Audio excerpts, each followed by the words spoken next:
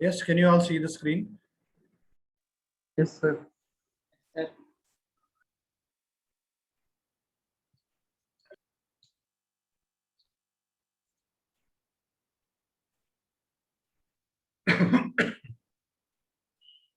Okay, certain injections may irritate and damage the walls of the blood vessels, and this is maybe due to uh, intentional administration, intentionally causing effect.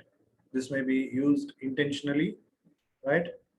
Uh, in case of treatment of varicose veins, right? You must be familiar with how the varicose veins are treated, right? So in this case, what they do, they damage this the walls of veins, right? In case of treatment of varicose veins, right? And even this is observed in case of sclerosing varicose veins, right? So in this case, it can be intentional.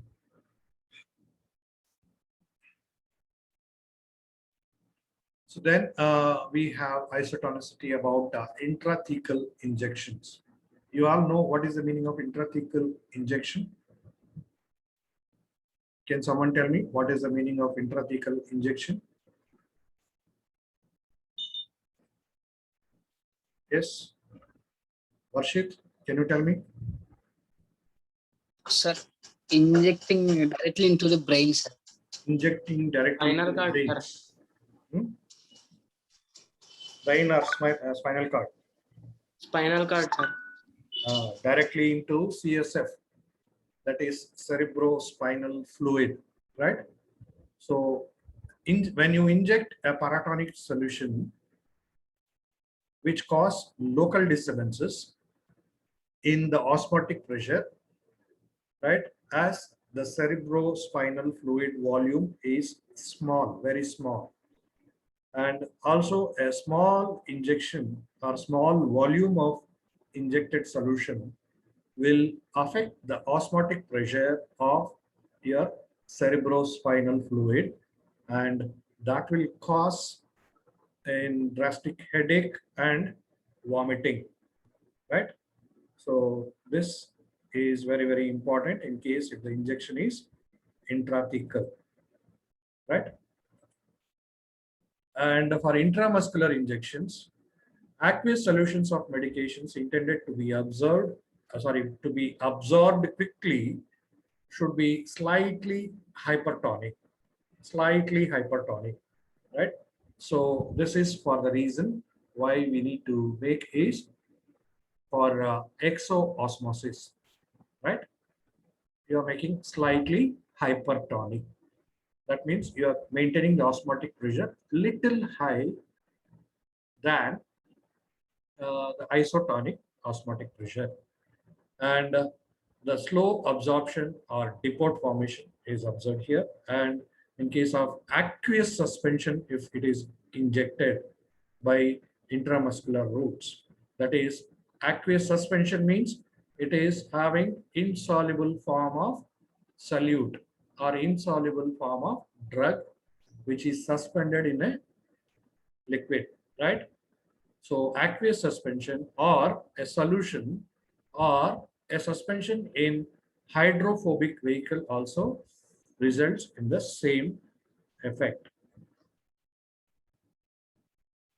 Then for intracutaneous injection, you can consider intracutaneous injection isotonic in case if this route is used for diagnostical purposes, which is dependent on immune response.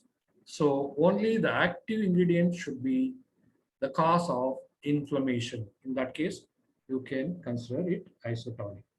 And paratonic solutions can irritate the skin because you are injecting just below the skin. Intracutaneous means just below the skin membranes. And for subcutaneous injection, isotonic are preferred to reduce pain. So sometimes the paratonics can be administered if they are desired. And hydrogen ion concentration or pH is another factor we need to keep in mind. And what is pH? pH is defined as the negative logarithm of hydrogen ion concentration in a solution. And the pH is adjusted to a definite value or a definite pH range if they are intended for administration by parental route. And in this case, use of buffers or buffering agents is observed to stabilize the pH which is permitted. And the reasons for pH adjustment include the various reasons that increase the stability of the injection. And in case of unstable medicaments, will have their pH which is to be adjusted to the optimum for maximum stability. And this is important for injections which have to withstand heat sterilization, or the injections which have a long shelf life, whose expiry date is after very long time. And the utilization of an optimum pH is used to stabilize the injection of antibiotics such as benzyl penicillin, tetracyclines, vitamins, right? Vitamins, especially vitamin like cyanocobalamin, right? And minimize pain, minimize irritation and necrosis. And the optimum for stability may not prove a suitable formulation. A very acid or very alkaline solutions are very painful. If your formulation is highly acidic or highly alkaline, they may cause pain when they are administered, and may cause irritation or necrosis of tissue, especially when you are administering the solution with subcutaneous route of administration or intramuscular route of administration. And in case if the injection is given by intravenous route, if it is given by IV route, slowly or rapidly diluted and pH is neutralized by plasma buffers. These are demanding conditions, right? In case if you are using this type of administration, right? If it is IT, that is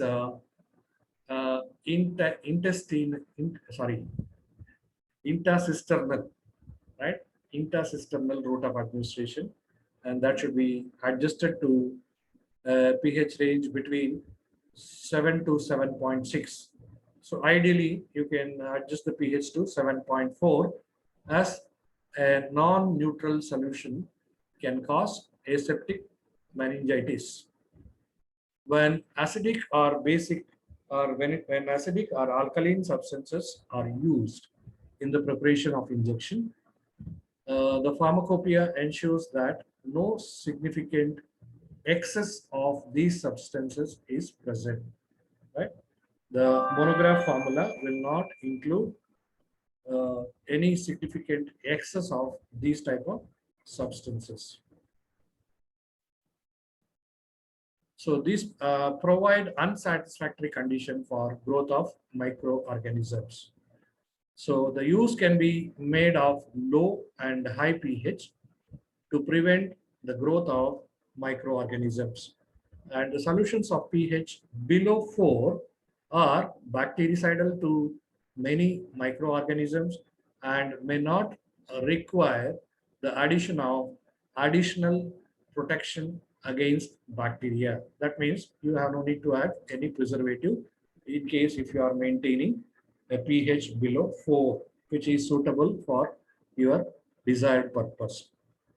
And this effect is less marked for microorganisms such as molds, as they can tolerate even acidic pH. Right here, the important point you have to remember is this is not applicable for microorganisms such as molds, right? Because they can even withstand or they can tolerate even acidic pH like 4 or below 4. For example, Injections like ethanolamine injection BP does not require bactericide due to its high pH, right? High pH in the sense it's a high acidic pH. And it enhances physiological activity. The pH enhances physiological activity. Sometimes maximum physiological activity is shown by either a neutral solution or alkaline solutions, while maximum stability is found in acidic solutions. And the pH should be kept as high as physiologically possible with an acceptance level of stability, the acceptance level which is desirable for your product. And next we have the usage of buffers.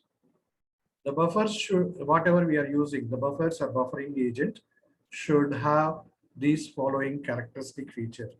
They should not be having any toxicity, and they should be compatible with medication and other added substances.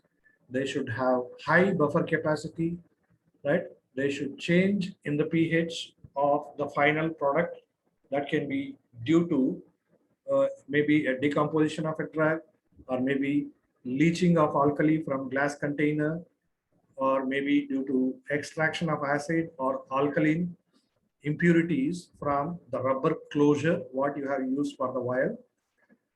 So careful selection and careful preparation procedures of containers and closures are very essential. And suitable buffering agents include substances like citric acid, sodium phosphate for injection containing digoxin, and sodium acetate for parental preparations containing insulin or zinc in a suspension form, and sodium phosphate, dipotassium hydrogen phosphate. Borates are too toxic to use in injections. Some preparations may use, but borates, if you are using, you keep in mind these are too toxic in case of injectable preparations. And then we have examples like benzyl penicillin injection BP. In this case, optimum range for the stability of penicillin solution is given as 6 to 7, right? And hydrolysis occur in aqueous solution, and formation of inactive benzyl penicilloic acid will be resulted. And if the penicillin is allowed to undergo hydrolysis, hydrolysis means removal of water molecule, right? Hydrolysis, right? Lysis is breakdown, yes or not? Hydro is water. So this will result in the formation of an inactive substance which is called as benzyl penicilloic acid, which is inactive. And this results in lowering in the pH, which further catalyzes furthermore hydrolysis. And this will lead to progressively a greater acidity. As the pH is reduced down, then the acidity increases, right? And that's what they say. This will lead to progressive greater acidity and more rapid hydrolysis until the antibiotic has been destroyed. Then decomposition can be treated by buffering agents, or by adding the buffering agents, or adjusting the pH of the solution in a range between 6 to 7 with adding addition of 4.5% W/V sodium citrate. Then the life of the injection is increased from 7 days to 14 days if they are stored at 10 degrees centigrade. Then the use of insoluble forms of drug to prolong their action, like in the case of protamine zinc insulin, and the effect will last for 24 to 36 hours when you compare to plain insulin, where the effect will last only for 6 to 8 hours. because insulin protamine zinc is in a very insoluble complex form, which it is only slowly made available to the body, right? And this complex is most insoluble over a narrow pH range that is ranging between 6.9 to 7.4.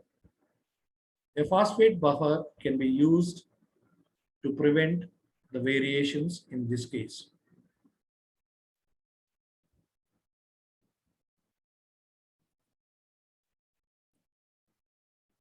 Then we have the specific gravity of injections, and we have to consider the specific gravity of the injections also as a major factor. These are the specific gravity is very important in case of spinal anesthesia. If the upper part of the patient's body is raised by sloping the operating table, right, the specific gravity has to be kept in consideration. And the solutions of lower specific gravity than the spinal fluid will tend to raise on injecting these preparations. And those with specific gravity, those with a higher specific gravity will tend to sink. If the patient is tilted head downwards, opposite, then careful choices of specific gravities of the solutions and the position of the patients or the movement of the injection are all will be in the right direction, which has to be ensured prior to the administration. And the specific gravity of cerebrospinal fluid is not constant, right? So for an average figure, it will be around 1.0059 at 37 degrees centigrade. So here the average figure means for an average adult, right? So in case if a solution is having the same specific gravity as that of the body fluid where you're injecting the solution, then you can consider that as isobaric. Isobaric means a solution which is having same specific gravity as that of the body fluid, either blood or cerebrospinal fluid. Similarly, hypobaric, a solution having lower specific gravity. Hyperbaric, a solution which is having higher specific gravity. So any questions here so far in the discussion?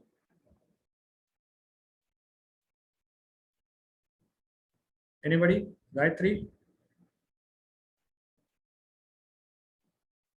Gayatri, are you there?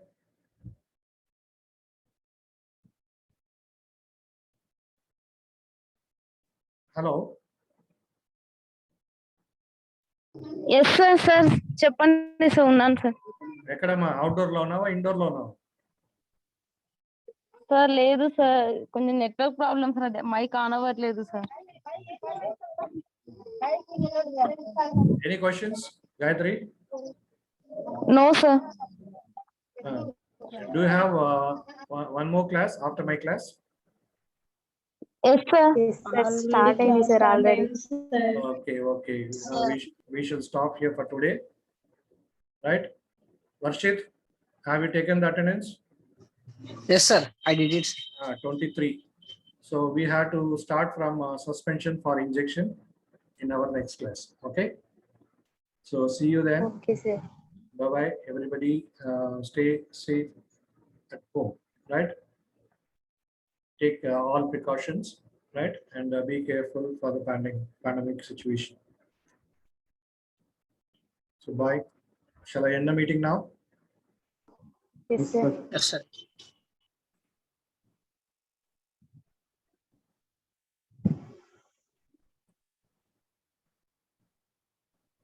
Varshit, you share me the screenshots.